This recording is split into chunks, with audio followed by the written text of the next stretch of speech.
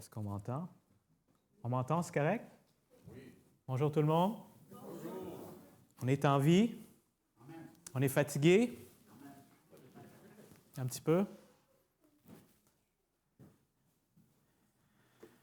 Alors ce soir, ce que j'aimerais faire, c'est faire une petite présentation sur mon besoin le plus urgent. Et après, si on peut passer un peu de moment en prière, ça serait bien.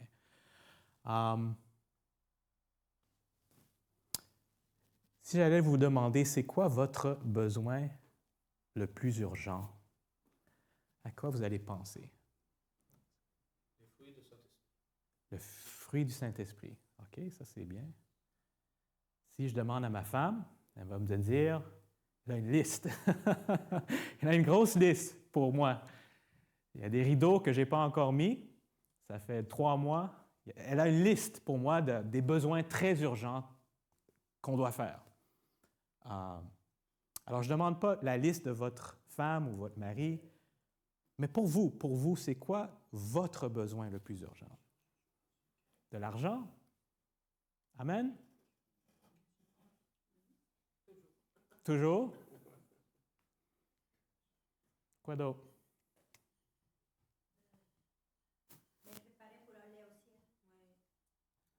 La préparation pour le ciel, c'est un besoin urgent. C'est un besoin, mais est-ce que c'est un besoin urgent? Oui. Oui. Parce qu'on ne sait pas quand est-ce qu'on va finir notre vie. On ne sait pas quand on va mourir? Oui. Ouais. Je vais juste vous dire que je vais faire beaucoup de fautes de grammaire, mais pardonnez-moi déjà parce que je pense en anglais, je dois traduire tout en français, alors j'espère que vous êtes capable de passer à travers les mots et m'aider pour ceux qui savent l'anglais.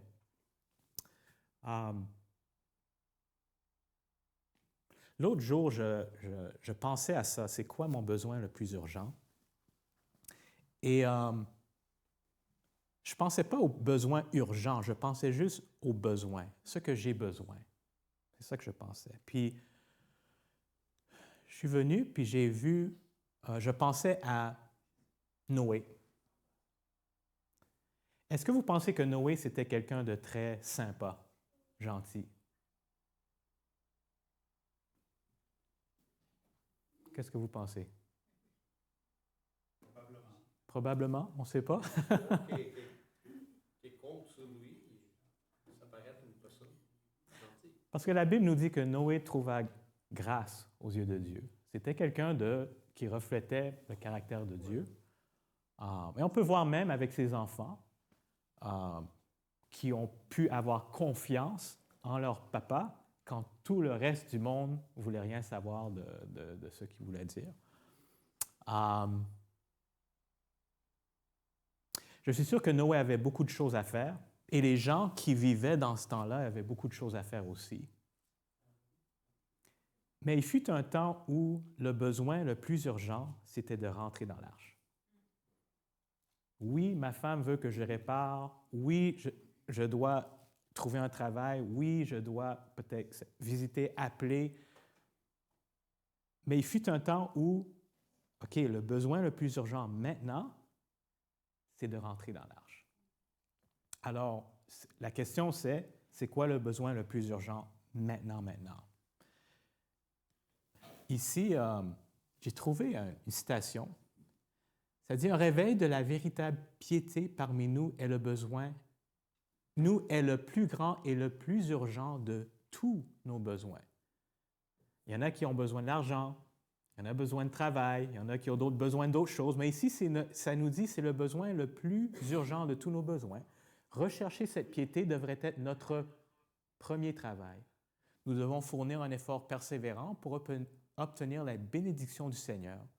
Non que Dieu ne veuille nous accorder ses bénédictions, mais parce que nous ne sommes pas préparés à les recevoir. Notre Père des cieux est plus désireux de donner le Saint-Esprit à ceux qui le lui demandent que les parents terrestres ne le sont de donner de bonnes choses à leurs enfants. Mais il nous incombe, par là quoi? Est-ce qu'on peut lire? Confession. La confession. L'humiliation ou l'humilité, c'est un peu plus moderne, la repentance et la prière fervente de remplir les conditions que Dieu requiert pour nous accorder la bénédiction qu'il nous a promis. Un réveil ne peut être espéré que comme une réponse à la quoi? À la prière. C'est intéressant comment on nous dit, OK, le besoin le plus urgent que nous avons, ce n'est pas de trouver un travail, ce n'est pas de mettre de l'argent dans mon REER, c'est même pas de prier pour que quelqu'un soit guéri, c'est un réveil spirituel. C'est ça notre besoin le plus urgent maintenant. Et ça devrait être notre premier travail. Alors, trouver un travail, mettre mon argent dans le REER, réparer ce que ma femme veut, ça, on va le faire. Mais ce n'est pas le premier travail. Le premier travail qu'on doit faire, c'est être sûr qu'on puisse avoir ce réveil spirituel. Et on nous donne 4 choses pour remplir les conditions que Dieu requiert pour nous accorder la bénédiction. Maintenant, on va voir ici 2 Chroniques 7,14. « Si mon peuple sur qui est invoqué mon nom s'humilie, prie et cherche ma face, et s'il se détourne de ses mauvaises voies, je l'exaucerai des cieux, je lui pardonnerai son péché et je guérirai son pays. » Alors, c'est un peu la même chose que 2 Chroniques, la confession, l'humilité, la repentance, la prière fervente. Maintenant, la question, c'est, OK, si je vous dis, OK, on a un besoin urgent, le besoin urgent, c'est un réveil spirituel. Pour avoir ce réveil spirituel, il nous faut avoir l'expérience de la confession, l'humilité, la repentance et la prière fervente. Alors, on prie un peu, on essaie de s'humilier un peu, on confesse un petit peu et on veut un peu de repentance. Mais on n'a pas de réveil spirituel. OK? Alors, ma question pour vous, pourquoi est-ce que, on va le mettre ici, pourquoi on ne ressent pas l'urgence d'un réveil spirituel? Peut-être ça, c'est la vraie question qu'on devrait savoir. Parce que si on pouvait ressentir l'urgence, on allait prier. On irait se confesser, mais on ne ressent pas l'urgence. Il y a tellement d'autres distractions, il y a tellement d'autres choses qui prennent priorité. Jour après jour, semaine après semaine, année après année, 10 ans, 20 ans, 30 ans, on se dit non, OK, une nouvelle année, je vais devenir sérieux, là, je vais lire ma Bible, je vais prier, oui. Mais là, il y a d'autres choses à faire. Il y a des personnes à appeler, des personnes à voir, des travails à faire. On n'a jamais ce réveil spirituel. Alors, pourquoi on ne ressent pas l'urgence d'un réveil spirituel? Peut-être c'est la question qu'on devrait se demander. Et c'est quoi la réponse? Parce que nous sommes endormis spirituellement. OK, on est endormi. Oui. Parce qu'on ne voit pas l'état véritable de notre cœur, de notre situation. On ne voit pas vraiment notre état. Alors, on est peut-être pas deceived, trompé sur notre état. On pense qu'on est correct. OK, quoi d'autre? Pourquoi on ne ressent pas l'urgence?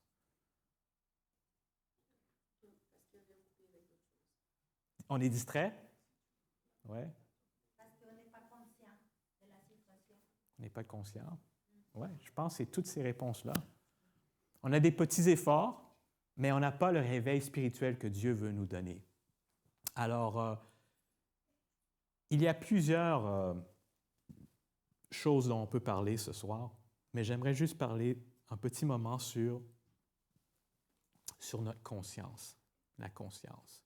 Et on va juste faire quelques versets, juste pour nous... Et je pense que c'est intéressant, c'est important d'apprendre un peu sur la conscience, parce que c'est la conscience qui nous réveille ou qui nous rend endormis. Alors, quand on peut comprendre comment la conscience fonctionne, peut-être ça va nous aider à savoir comment on peut ressentir le besoin d'urgence. 1 Jean 8, 7 à 9, s'il y a quelqu'un qui peut me lire ça. 1 Jean 8, versets 7 à 9. Y a-t-il quelqu'un qui peut me lire ça bien et fort? 1 Jean 8, 7 à 9.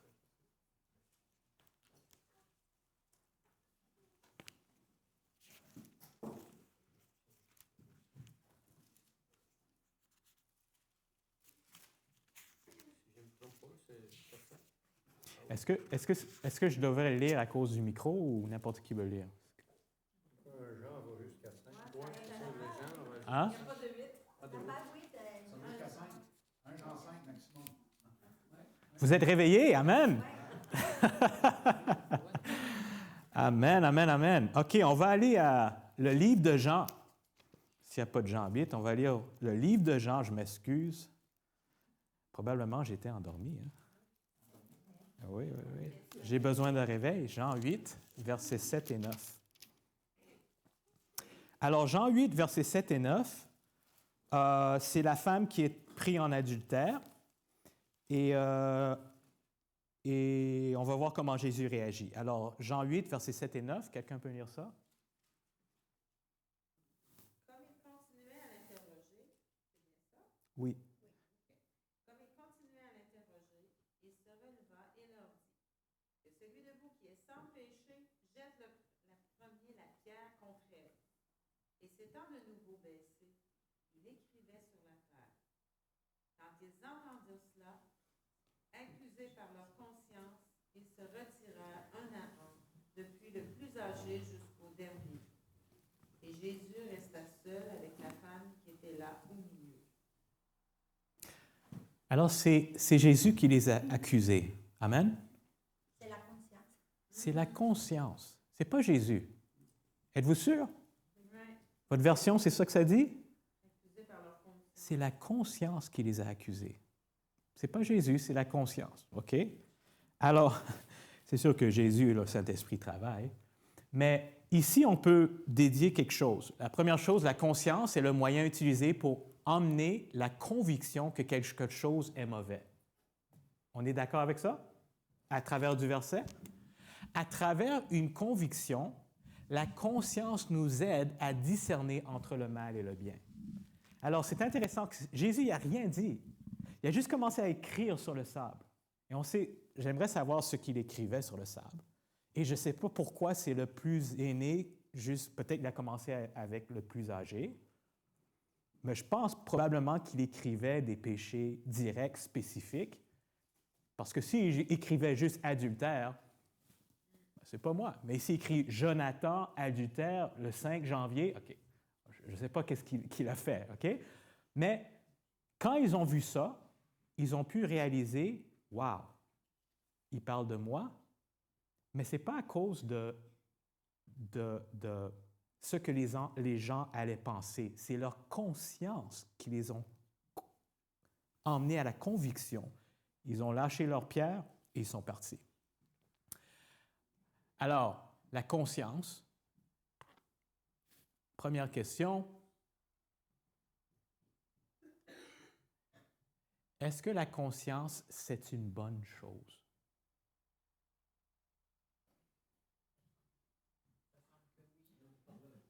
Oui ou non? C'est une bonne chose, la conscience? C'est bon d'avoir une conscience? OK. Question numéro 2. Est-ce que la conscience vient de Dieu? C'est Dieu qui a créé la conscience? OK. Est-ce que je peux toujours faire confiance à ma conscience? Non. Ça dépend de qui elle nourrit. Wow, wow, wow. Tout ce que Dieu fait est bon. Amen? Alors, la conscience vient de Dieu. Amen? Et tout ce que Dieu fait est bon. Alors, est-ce que je peux me fier toujours à ma conscience? OK. OK. Oui, madame. Ça dépend si je laisse influencer ma conscience par des environnements qui sont non adéquats. Alors, ma conscience peut se modifier, changer par ce qui m'entoure, parce que maintenant, je pense que telle chose, c'est correct, non. Alors, notre conscience peut être affectée par notre environnement. Alors, vous pensez que votre conscience peut être influencée? Influencée, bonne à la base. OK. Qu'est-ce qu'on fait? Oui. On peut surtout faire taire notre conscience. On peut faire taire la conscience. OK? Alors, vous pensez que votre conscience est bonne, mais peut-être elle n'est pas assez... on peut la rendre qu'elle n'est pas assez forte. Exactement. OK? Quelqu'un d'autre? Oui?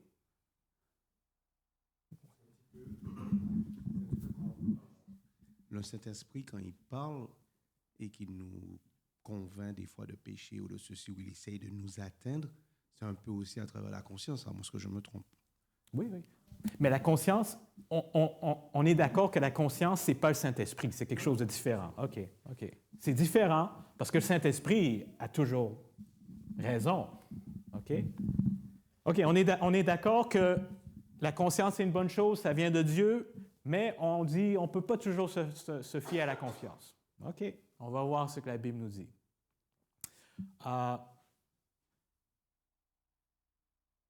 Si on peut aller dans la Bible, je pense que c'est Titre, chapitre 1.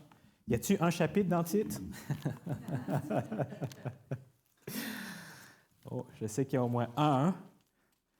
Titre, chapitre 1, 15 à 16. Quelqu'un peut me lire cela?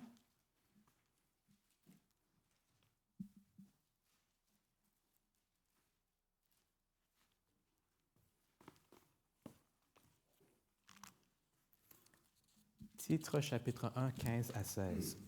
Tout est pur pour ceux qui sont...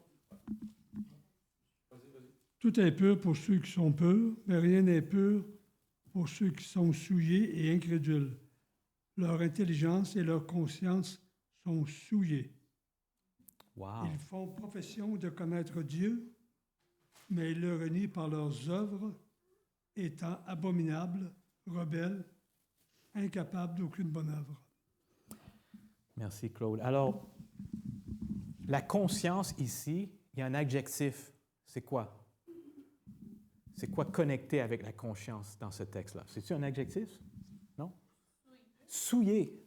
La conscience est souillée. Qu'est-ce que ça veut dire, souillé? Sale. OK. La conscience peut être souillée. Je m'excuse, une petite faute là. Alors, ici, ça nous dit, nombreux sont ceux qui pensent qu'un homme peut faire tout ce qu'il croit en conscience être juste.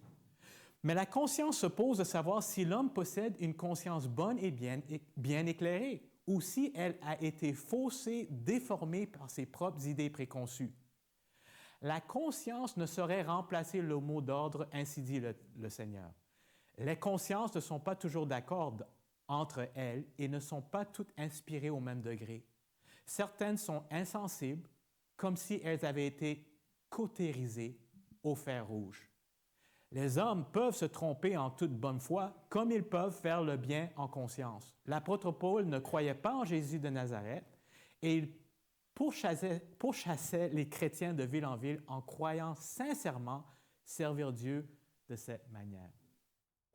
Alors, on veut voir ici que on peut avoir une conscience qui est souillée. Et même l'apôtre Paul, il s'appelait Saul. Saül? Non, Saul. Il s'appelait Saul. Et lui, il pensait vraiment en bonne conscience qu'il faisait ce qu'il faisait, c'était correct.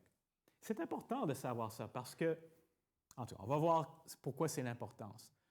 Un autre petit paragraphe ici. Il ne suffit pas qu'un homme se croie hors de danger en suivant la voie de sa conscience. La question qui doit être tranchée est celle-ci. Est-ce que la conscience est en harmonie avec la parole de Dieu? Sinon, on ne saurait se fier à elle sans danger, car elle induirait en erreur. La conscience doit être éclairée par Dieu. Il faut prendre le temps nécessaire pour étudier les Écritures et pour prier. Ainsi, l'esprit sera stabilisé, fortifié, pacifié. Est-ce que la conscience vient de Dieu, oui ou non? Une conscience, c'est une bonne chose, oui ou non? Est-ce qu'on peut toujours faire confiance à notre conscience? Non. Parce que la conscience peut être quoi? Influencée, peut-être aussi souillée. Parfait, OK. 1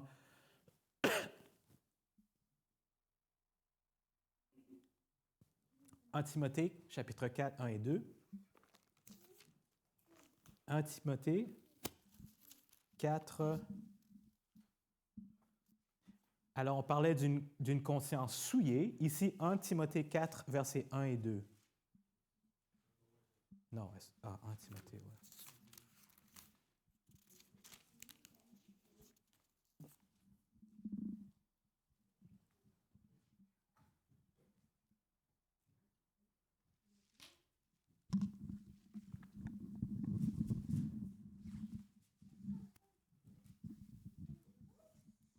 Mais l'Esprit dit expressément que dans les derniers temps, quelques-uns abandonneront la foi pour s'attacher à ces esprits séducteurs et à des doctrines de démons, par l'hypocrisie de faux docteurs portant la marque de les flétrissures dans leur propre conscience.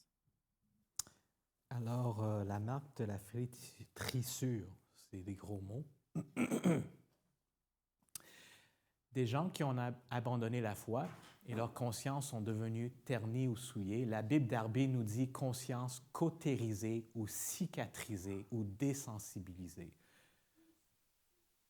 Il y a plusieurs années, j'ai eu un accident et là où que j'ai été vraiment coupé, une cicatrice, quand tu touches cette place-là, je ne ressens plus rien. C'est comme... je peux ressentir alentour, mais pas sur la cicatrice.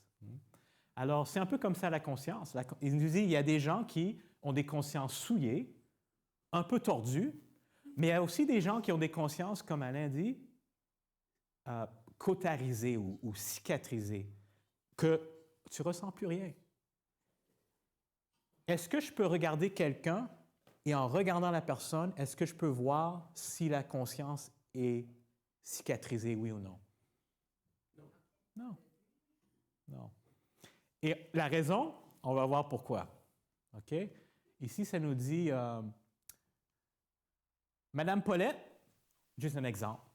Elle est une bonne catholique, elle se sent coupable quand elle ne va pas à la messe le dimanche. Madame Bélanger est une bonne adventiste, elle se sent coupable quand elle ne va pas adorer Dieu le samedi.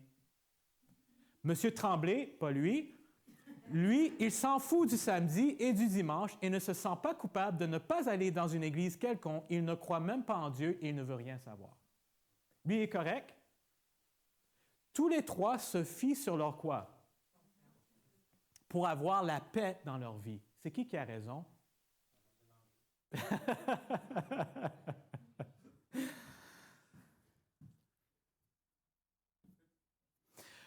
Pour compliquer les choses, souvent on fait des trucs pour se sentir mieux dans la peau, comme garder les petits-enfants, payer des pneus d'hiver pour quelqu'un qui ne peut pas se les offrir, prêter un outil ou offrir de conduire quelqu'un quelque part. Les pharisiens, là, quand ils venaient chez eux, je suis sûr qu'ils n'allaient pas battre leurs enfants. C'était des bons papas. Ils aimaient leurs enfants, mais ils ont crucifié Jésus. Et ce que j'ai réalisé, c'est que le plus que tu fais des bonnes choses, quand il y a quelque chose que tu as reçu conviction, mais tu refuses d'abandonner ta vie à Jésus pour cette chose-là, mais tu continues à faire des bonnes choses, le plus que la conscience devient cautérisée et souillée.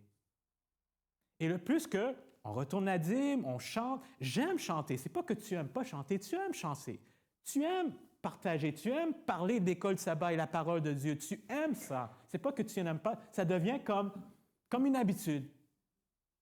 Une habitude et tu aimes ça. Et c'est pour ça que c'est tellement deceiving.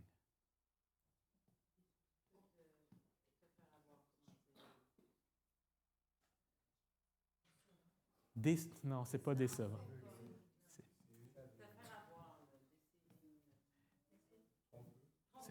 C'est tellement trompeur, ouais.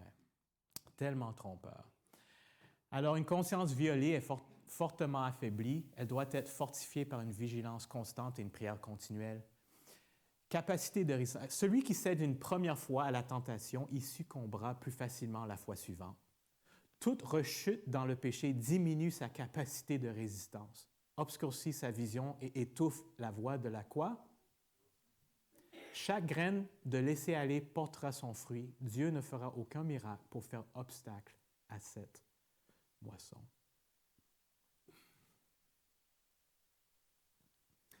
Quand j'étais plus jeune, j'avais à peu près 4 ans.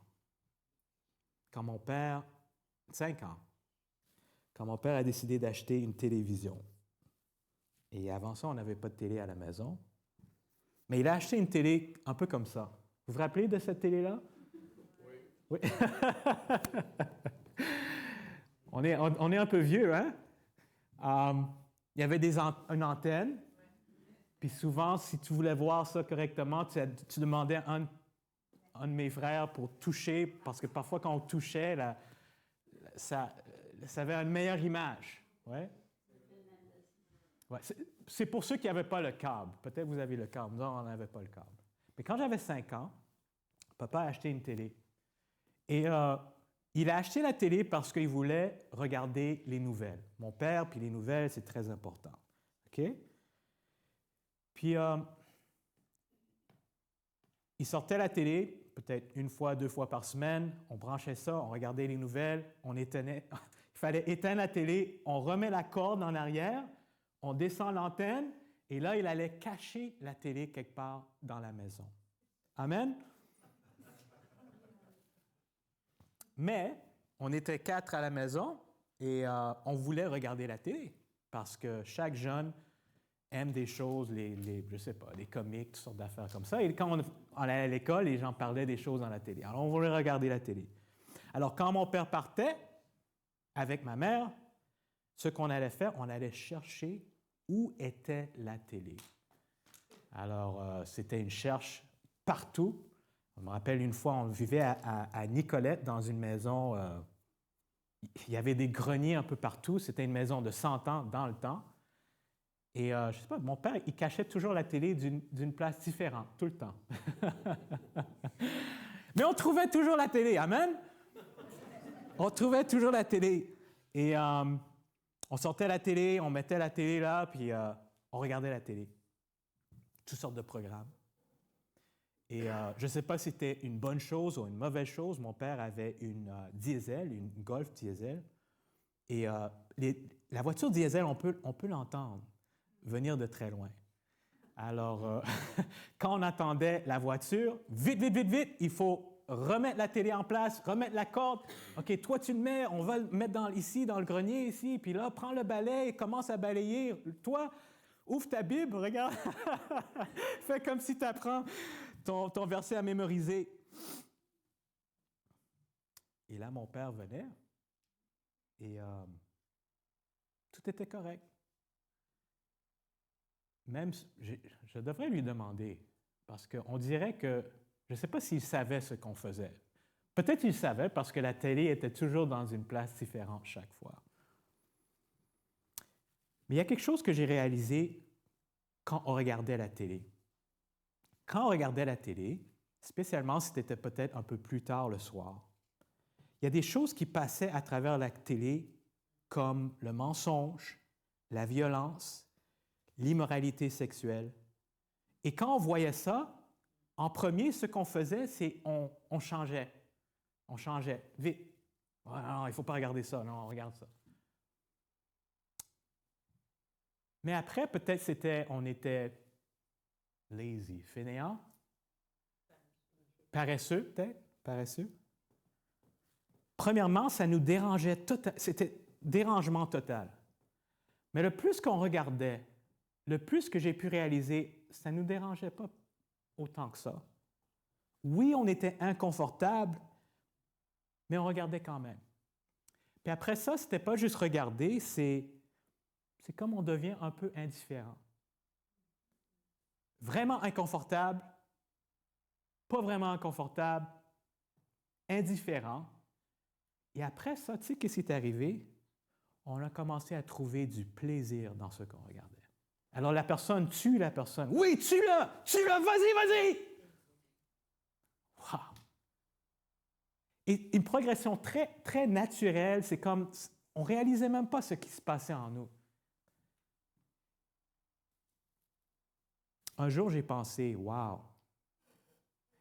C'est sûr, on veut que lui, il tue l'autre parce que l'autre, c'est un mauvais gars, mais tuer, ce n'est pas une bonne chose non plus.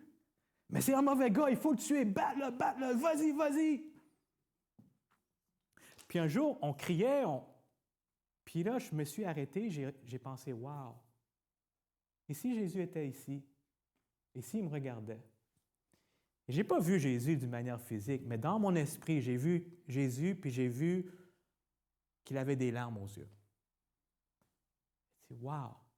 Ce n'est pas seulement les larmes qui m'ont vraiment touché, c'est qu'est-ce qui m'arrive? Qu'est-ce qui m'arrive? Je suis une bonne personne, je ne suis pas une mauvaise personne. Qu'est-ce qui m'arrive à ma conscience?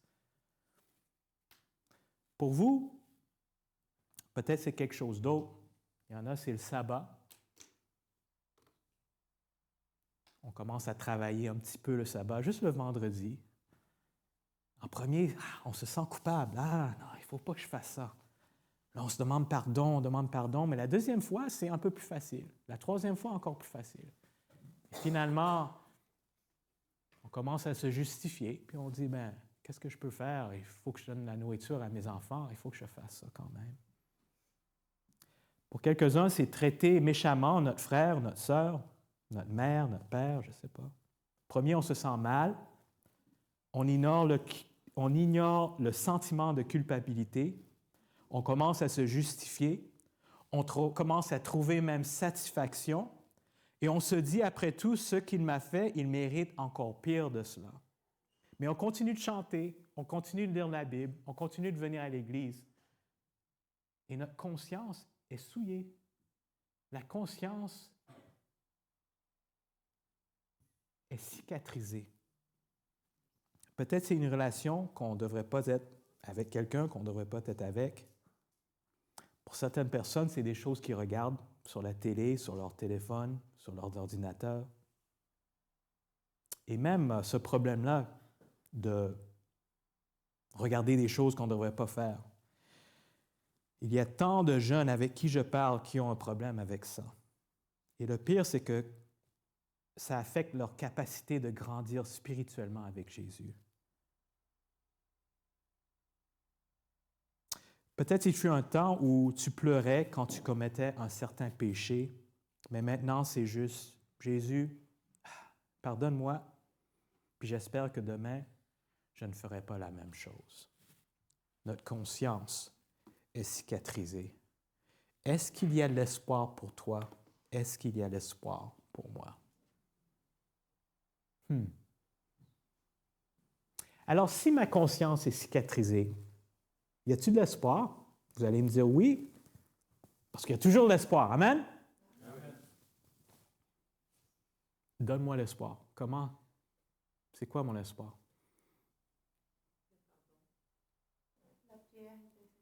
J'ai prié, je prie. Mais la prière d'autre pour toi aussi. Ça fait la différence. La prière pour quelqu'un d'autre, pas juste pour toi. Très bien. Alors, c'est comme, pas juste égoïste. Donne-moi de l'espoir. Oui. Il faut d'abord avoir la prise de conscience de notre état. Oui.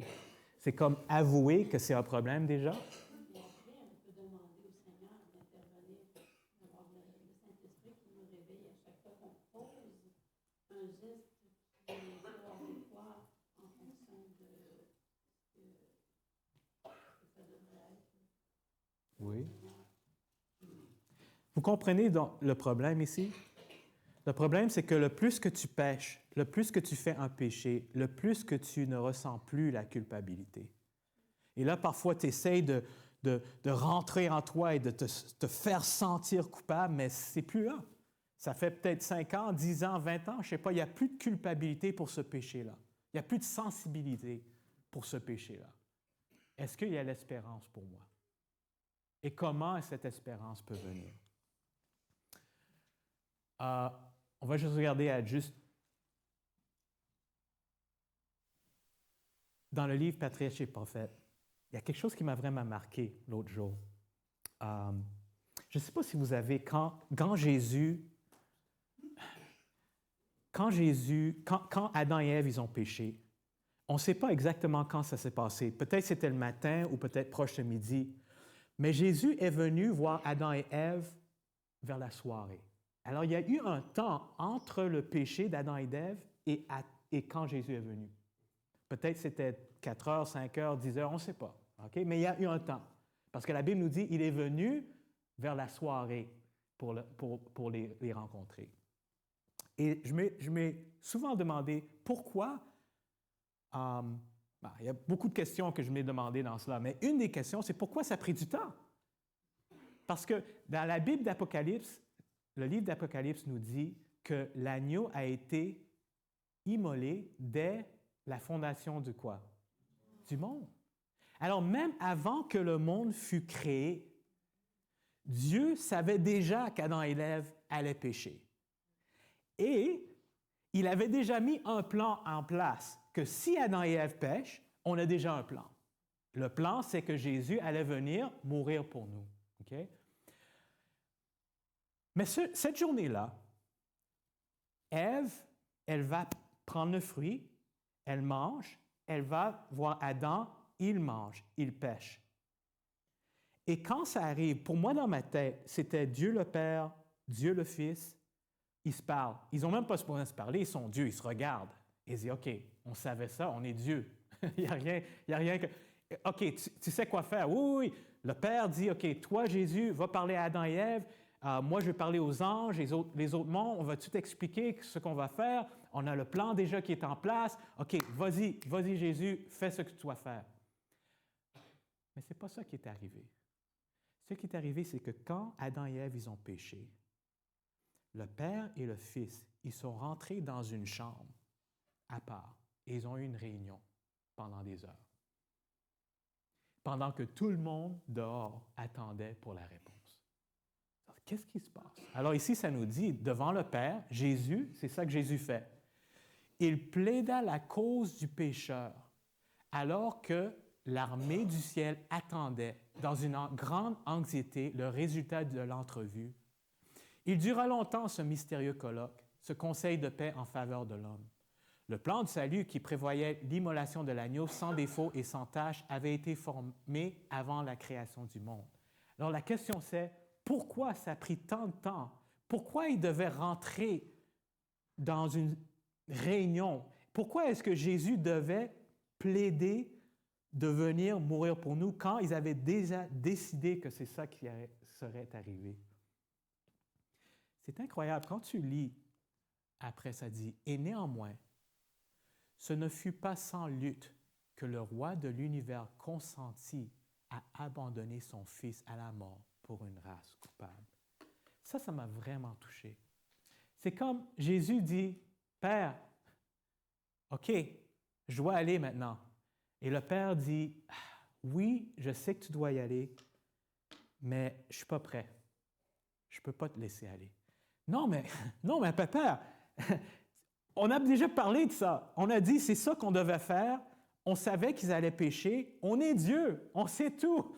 Laisse-moi aller. Et le Père dit, je sais que tu dois aller. J'aime les humains, mais je t'aime aussi. Je ne suis pas capable de te laisser aller. On voit ici vraiment le cœur d'un père. Que oui, Jésus, Dieu nous aime, mais il aimait aussi son fils, il aime son fils. Il dit non, je ne peux pas te laisser aller pour être meurtrisé, pour être tué. Je ne peux pas, non. Et back and forth, ici et là, il continue à dire, bon Père, tu dois me laisser aller. Et Dieu dit non, je ne peux pas te laisser aller. Oui, laisse-moi aller. Je ne peux pas te laisser aller. Je veux sauver l'homme, mais je ne peux pas te laisser aller. Et finalement, Dieu dit, OK, je suis prêt. C'est wow! Est-ce que vous savez que Dieu le Père a des sentiments? Que lui, il aime? Comment il a... Parfois, on dit, oh, Dieu a tant aimé le monde qu'il a donné son Fils unique. OK, il a donné son Fils unique. Il a pas... C'était une lutte pour donner son Fils. Pourquoi? Parce qu'il aimait son Fils. Mais qu'est-ce qu'il a gagné? L'amour pour son Fils ou l'amour pour vous? C'est l'amour pour moi, pour toi. C'est ça qu'il a gagné. Finalement, le Père a dit, regarde, je vois que je ne peux pas avoir les deux, sauver et garder mon Fils, sauver l'humanité et garder mon Fils. Je dois lâcher mon Fils pour sauver l'humanité. Et vous savez, quand on réalise l'amour de Dieu, pour moi, c'est ça qui nous aide à avoir un sens d'urgence. Pas à cause que, OK, Jésus va revenir, puis peut-être je vais mourir demain, puis je vais être correct avec Dieu. Non, c'est important, oui, c'est correct. Mais quand on réalise le plus de l'amour que Dieu a pour nous, c'est ça qui nous donne un sens d'urgence, de répondre à son appel.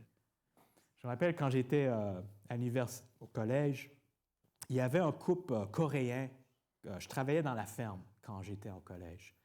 Puis c'était un fermier, puis sa femme, ils étaient coréens.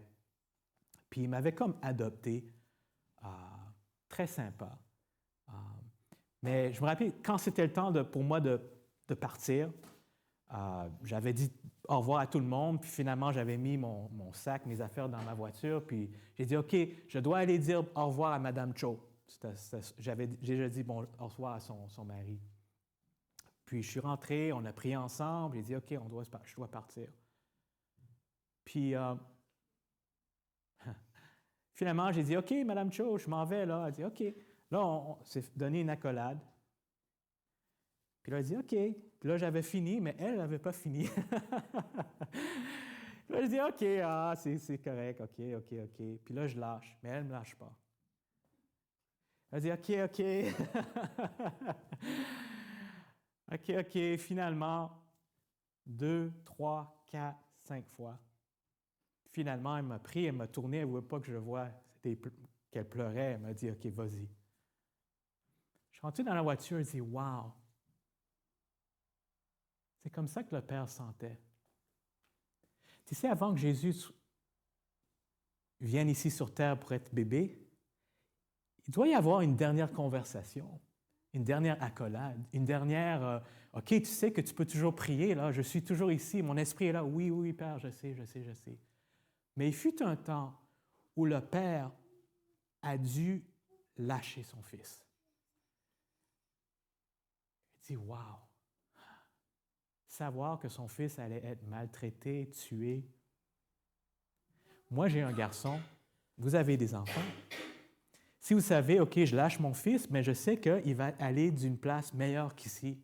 C'est dur, mais je vais lâcher quand même.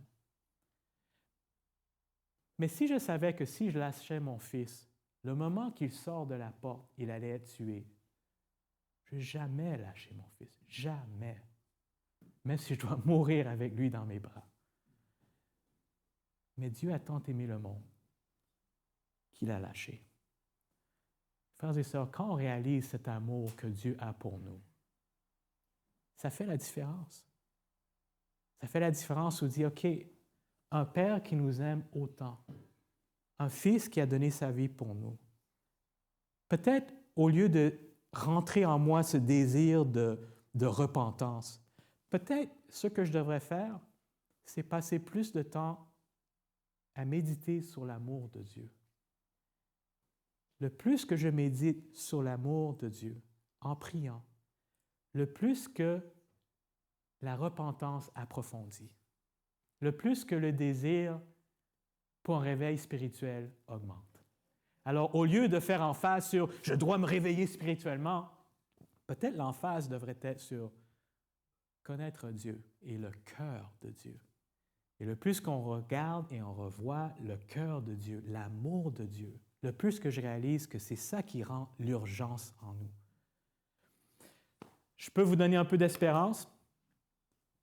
Je dois dire que quand j'étais teenager, adolescent, j'étais un petit peu addicted. C'est quoi ça?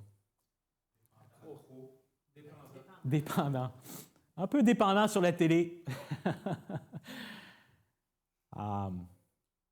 Tellement que quand on s'est mariés, j'ai dit à ma femme, s'il te plaît, j'aimerais pas avoir de télé dans la maison. Pas à cause que c'est nécessairement une mauvaise chose, mais moi, je ne peux pas me contrôler.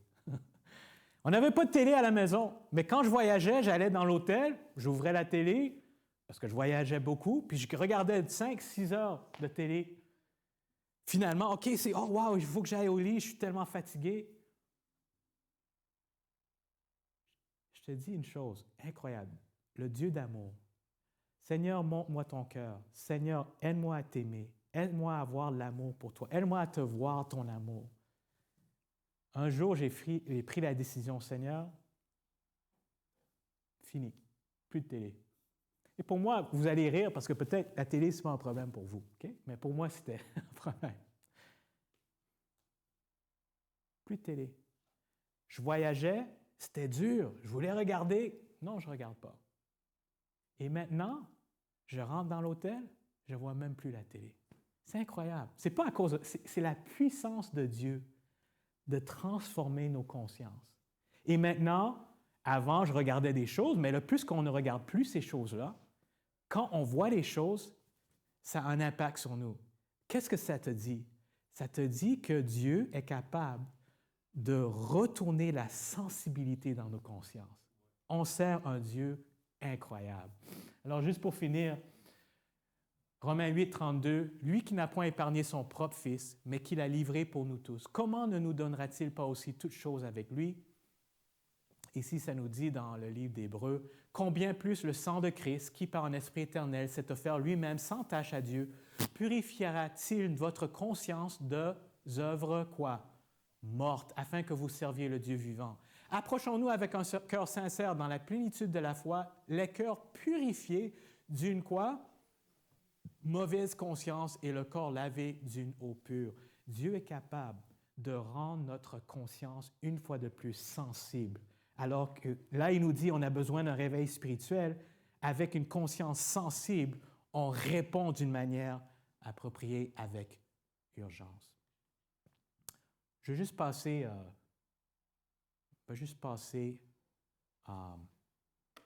peut-être 7 à 8 minutes en prière.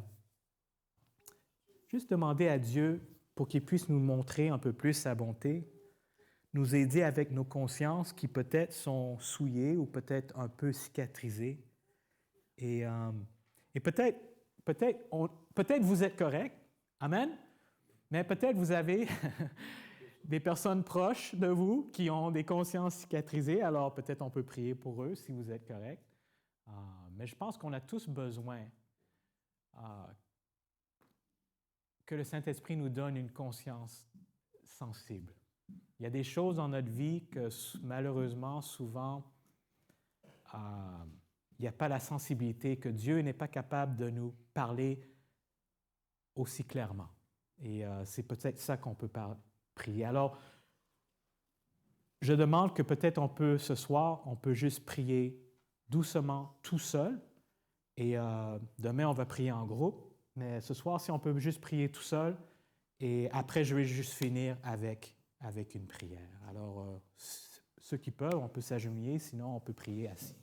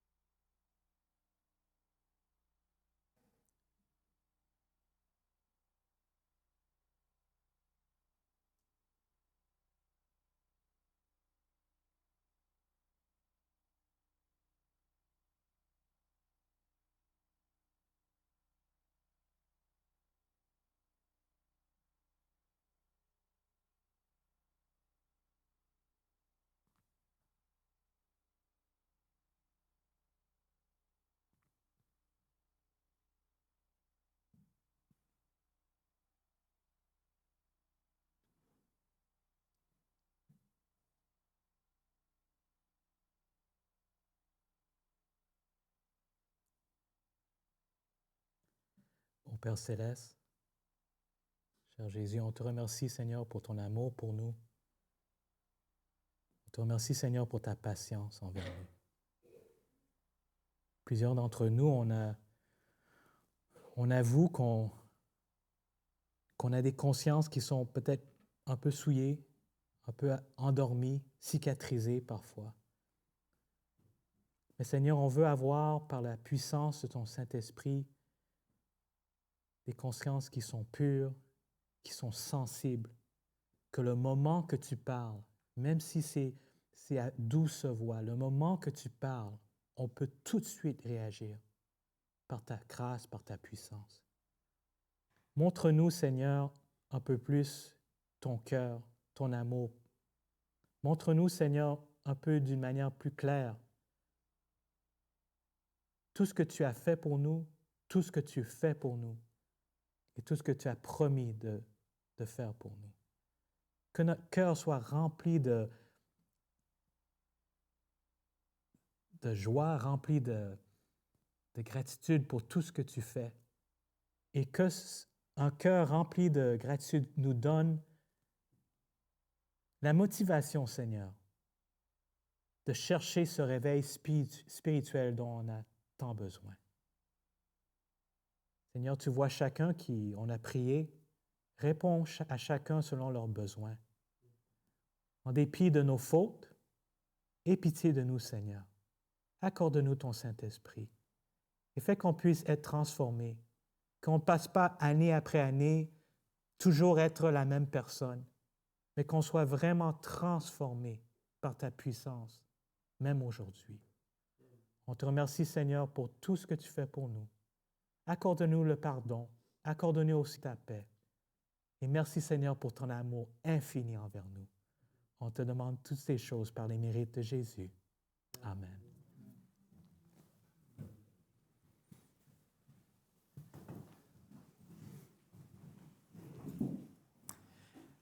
Avant de partir ce soir, j'ai un petit dépliant, une par famille. Ça s'appelle « Une prière de découverte ». Alors, si vous avez 5 minutes à lire quelque chose ce soir, je vous invite à le lire. Alors, que Dieu vous bénisse. Demain, on va parler de l'impuissance de Dieu et aussi, on va parler de quelque chose de très important. Amen? Oui. L'impuissance de Dieu est hors du camp. On va savoir de quoi on parle hors du camp. Alors, donnez-moi 2 minutes, je vais juste aller chercher le dépliant que j'ai oublié aussi dans la... Quand on rend du vieux, on perd les cheveux, on perd la mémoire.